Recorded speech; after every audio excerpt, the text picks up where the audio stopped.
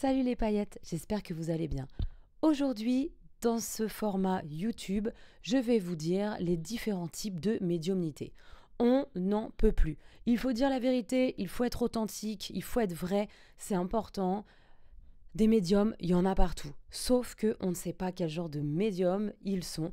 Donc, je vais vous expliquer tout de suite dans cette vidéo comment on peut être médium, surtout quel genre de médiumnité il y a. Et puis, comment choisir son médium? Ça, c'est important. Son ou sa médium. Évidemment, on est tous magiques. Ça, je vais vous le prouver.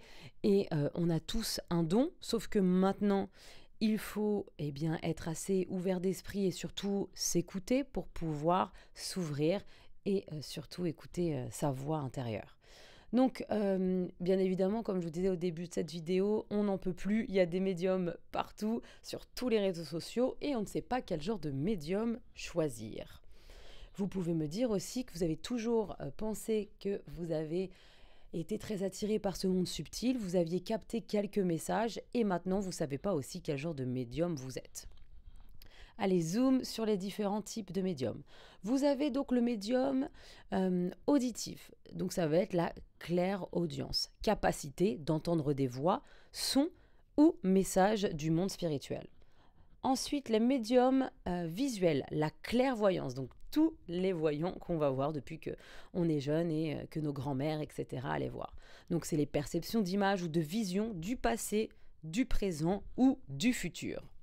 Ensuite, on a les médiums sensoriels, donc la clairsentience, ressentir les énergies, émotions ou sensations physiques liées aux entités ou aux lieux. Médiumnité intuitive, donc la claircognition, savoir immédiatement et spontanément sans explication logique. Alors ça c'est mon cas. Vous pouvez évidemment accumuler plusieurs, capacités de médiumnité. Médiumnique. C'est un peu dur à dire, je vous challenge de le dire à la maison. Ensuite, on a les médiums empathiques, donc la capacité à ressentir les émotions et énergies des autres ou des esprits et même des lieux. S'il vous plaît, levez la main pour les personnes hypersensibles et hyper empathiques évidemment.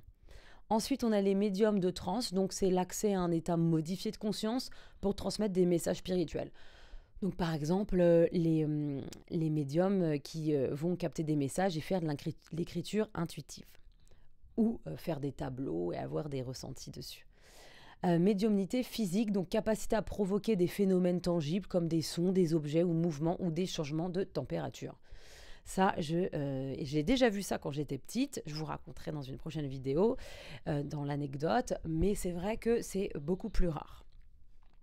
Ensuite, les médiumnités énergétiques, donc ça, c'est super important. On en a beaucoup, donc c'est tous les soins énergétiques qu'on fait. Donc, perception et manipulation des flux énergétiques autour des personnes ou des lieux. Ça également, je suis dans cette catégorie. Ensuite, médiumnité onirique, répétition et réception de messages ou des visions spirituelles dans nos rêves. Il y a beaucoup de messages qui rentrent à l'intérieur de notre tête. C'est vraiment fou ce genre de médiumnité. C'est impressionnant. Donc c'est souvent dans les rêves. Et ensuite, médiumnité animalière, c'est toute cette capacité à communiquer avec les animaux et à comprendre leurs émotions et leurs besoins. Donc toute cette communication animale. Il y en a de plus en plus. Dites-moi en commentaire quel genre de médium êtes-vous et surtout si vous ne saviez pas que vous étiez médium mais que ça vous a aussi éclairé sur vos capacités. Cette vidéo est assez courte puisque la version ultra longue et avec des explications beaucoup plus poussées est sur mon école en ligne mysticvibes.fr. N'hésitez pas à mettre des commentaires encore une fois, je réponds à toutes vos questions et puis n'oubliez pas, on est tous magiques. Bisous mes paillettes, prenez soin de vous.